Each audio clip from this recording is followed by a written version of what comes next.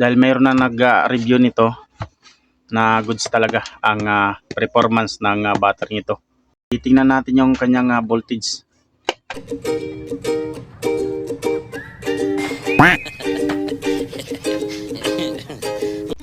Okay mga master, mayroon na naman tayo na unbox. Welcome back again sa aking channel na to.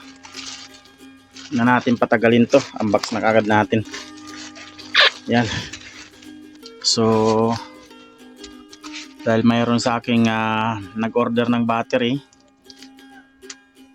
kaya napa-order tayo ng panibago uli na 32,700.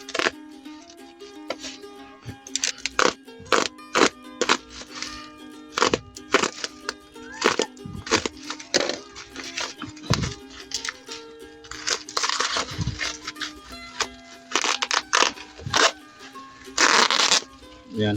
Ito po yung battery holder.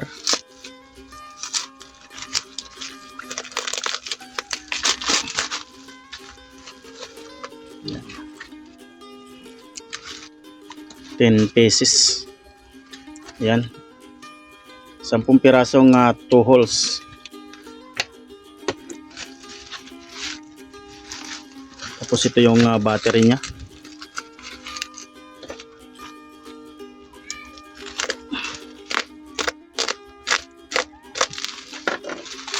Wala kasing stock dun sa dati kong in-orderan sa aking supplier. Nagkaubusan kaya bumili muna ako sa iba. Dahil subok naman ang mga battery na nila. Legit naman na true rated yung kanilang mga battery.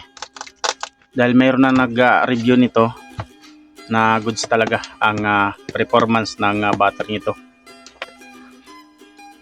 Ayan.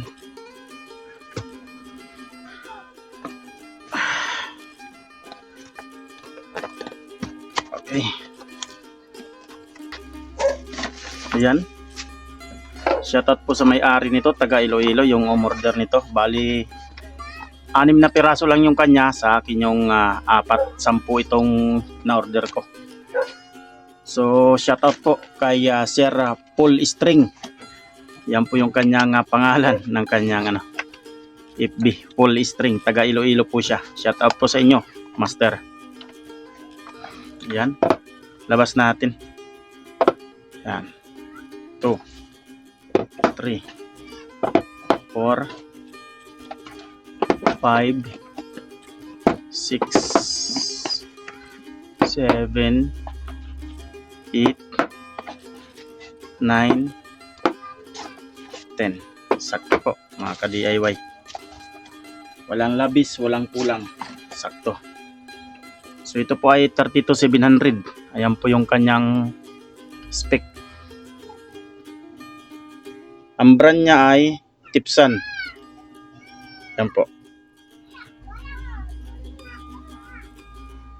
Magandang klaseng battery din po itong kanilang mga binibinta.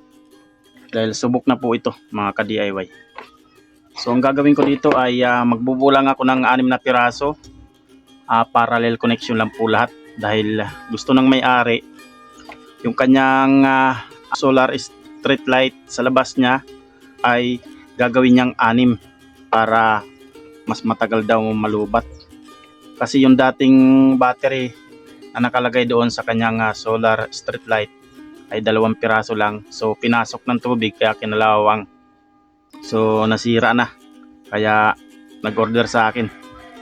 So gusto niya ako ang mag-order sa online at ako na lang ang magpadala sa kanya. At bubuuhin ko muna ito na parallel connection lang lahat.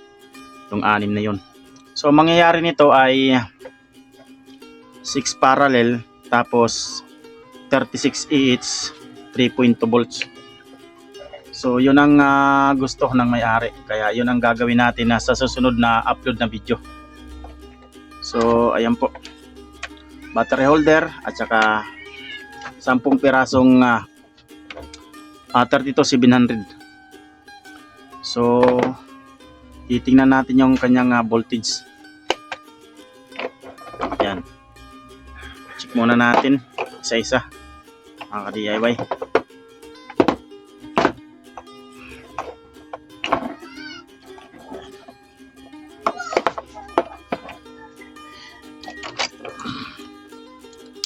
Tingnan natin mga master.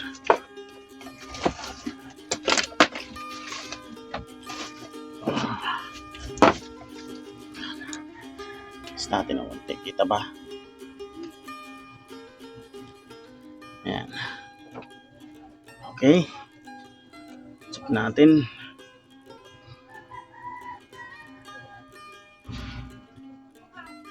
It's 3.27 3.27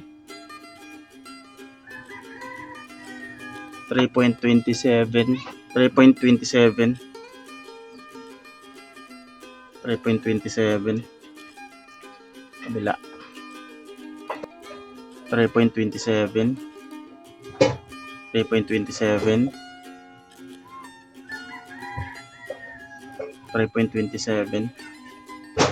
3.27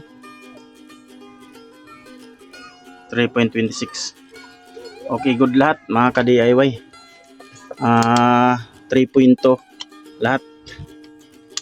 So sa sunod na upload mga ka-DIY, bubuuhin na natin to. Abang-abang lang po mga master. Ayan, shoutout po muna tayo mga ka-DIY sa atin mga solid na viewers.